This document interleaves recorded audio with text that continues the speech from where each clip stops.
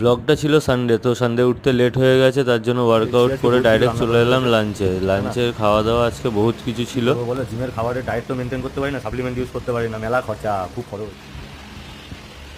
না খেতে পেয়ে তো দিন দিন রোগা হয়ে যাচ্ছ। মেলা খরচ, যত মেলা খরচ, ইউটিউবে চেয়ারে মেলা খরচ, কাউকে এখন কিছু রাখলামই না। খাই তোমরা খাও।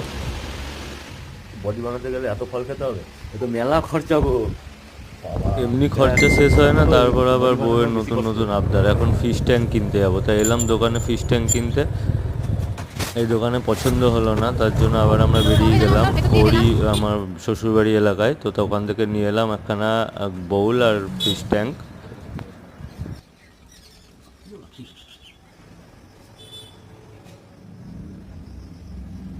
লাইট সেট আপ করবো।